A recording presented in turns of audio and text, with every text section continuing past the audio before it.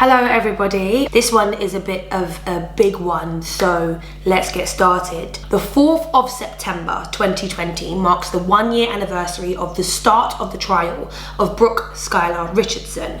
Her story is one that divided America and will probably divide all of you guys watching today. Her name, and specifically the hashtag Brooke Skylar, went viral on Twitter and became infamous. Today, I'm going to tell you why. Welcome to the anniversary. Shwa-na-na-na, shwa-na-na-na, shwa-na-na-na, shwa-na-na-na, shwa-na-na-na, shwa-na-na-na. In order to tell this story properly, we have to go back to April of 2017.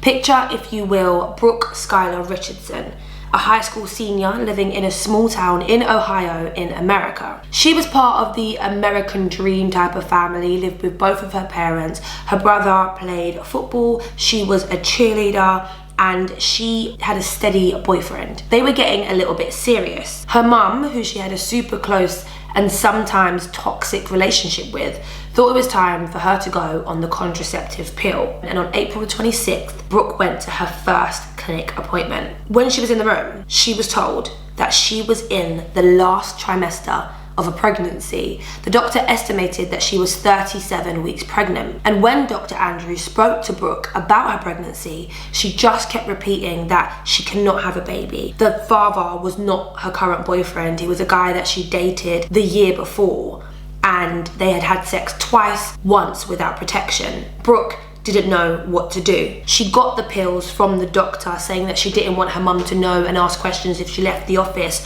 without her prescription. And then she didn't tell a soul. She had been battling a pretty severe eating disorder since the 6th grade, and her weight is something that both fluctuated drastically and ruled her life. It wasn't unlike her to gain loads or shed loads of weight quickly. She used to binge and purge and binge and purge. It wasn't obvious that she was pregnant. Even the symptoms, weight gain, stopping your periods, that was something that Brooke experienced quite a lot because of her eating disorder. I'm gonna pop the pictures right here in this box of Brooke at 7 months pregnant, of Brooke at 8 months pregnant. And yes, with information, she looks pregnant.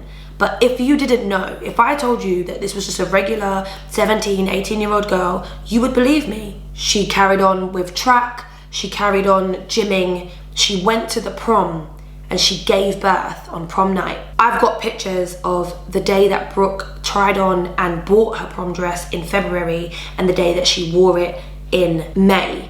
And there isn't much of a difference between these two pictures.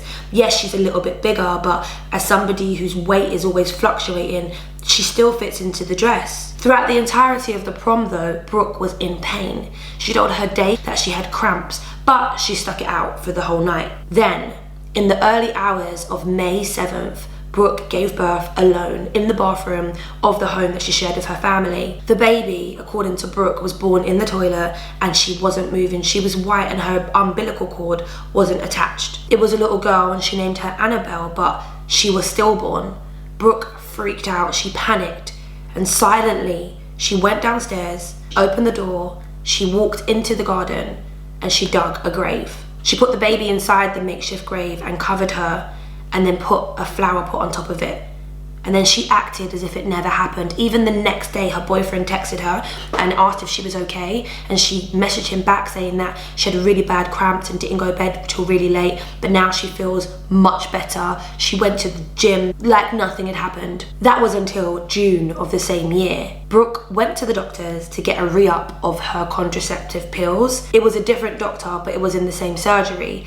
They had access to her notes, and the doctor asked her, what happened to the baby? Brooke confessed. She told the doctor what happened, that she gave birth and the baby wasn't alive and that she buried her in the garden, and the police were contacted. When they first took her into custody, the police seemed to be on Brooke's side. They told her dad that she wasn't in any trouble, that they think she might have witnessed something, they just needed to talk to her. In the podcast Court Junkie, they've got the audio from that. I will tell you it's a 2-parter and more than an hour and a half long, but they do have the audio and it's really, really interesting.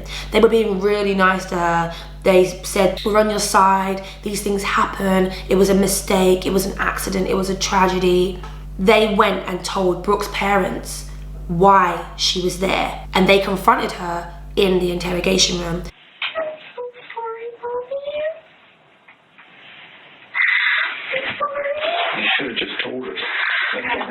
I know. You just told us. Kids get pregnant every day. Pregnancy is not the end of the world. All of the coverage of this case is extremely biased. Either the reporters got a relationship or some exclusive access to the family and condemned the police, or the reporter thinks that Brooke is guilty as sin and hosts the show like that. I've done my best to keep on the fence myself, but all of the information, of course, is in the description box. Brooke tells the police that the baby was white, the baby wasn't breathing, the baby was stillborn. She took them back to her home, back to her garden, where she said she buried Annabelle, and they retrieved the body. A pathologist with the sheriff's office saw evidence of burns on the bones of the baby, and that is where things took yet another turn down awful avenue for Brooke, because she went back in for another interview where the police told her there is more to her story, and they tell her they need her to confess, otherwise they can't release the baby's body. They tell her to get it off of her chest. They sort of give her words that she ends up after a while repeating back to them. She confessed in this second interview that the baby may have been alive, she may have squeezed her too tight, she may have seen her arm move, and she may have tried to cremate her with a lighter. Of course, the police were going off of the information that there were burns on the baby's body, and Brooke, she confessed. That brings us to this week last year. The charges against Brooke were magnanimous: involuntary manslaughter, aggravated murder, and gross abuse of a corpse. The prosecution didn't actually have much in the way of physical evidence, and it was impossible to tell whether or not the baby was born alive. It was just Brooke's confession that they had to go on. Also, by the time the trial came around, the pathologist had recanted their testimony of the bones showing evidence of burning. In fact, they said that there was no evidence of burning whatsoever, but the police, the prosecution, still went with that because that is what Brooke had told them. It actually came out in court that it's impossible to set a baby on fire just with a lighter because babies are 80% water when they're born. The defense concentrated on what they said was a false confession. Before saying that she tried to cremate the baby a little bit, Brooke denied that her baby was alive 17 times. The defense focused on the language that was used during her confession, namely that Brooke used the same language as the interrogators. When they said if the baby was alive a little bit, eventually she said the baby was alive a little bit. When they said, did it move? She said it might have moved. When they said, did you squeeze the baby too tight? She said, I might have squeezed the baby too tight.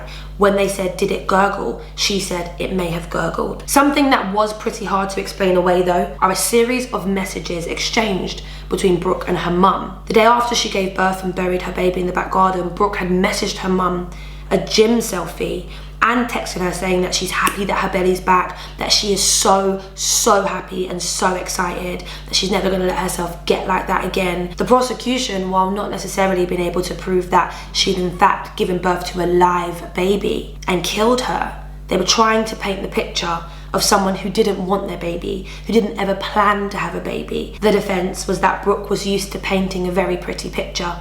Her eating disorder had acclimatized her to lying to the outside world, of putting a happy face on. They had so many experts saying that she had a condition, that she yielded to authority, that she had body dysmorphia, that even what she put her body through in terms of purging, in terms of binging, in terms of going to the gym all throughout her pregnancy meant that the baby wasn't born alive and that Brooke merely buried Annabelle. It took the jury 4 hours to reach a verdict, and Brooke Skylar Richardson was found not guilty on all counts except gross abuse of a corpse, which was the lesser of all the charges against her. At her sentencing though, the judge did have some choice words for her. The maximum that I can sentence you today is to 6 months of local incarceration, but I think that your choices before birth, during birth, and after show a grotesque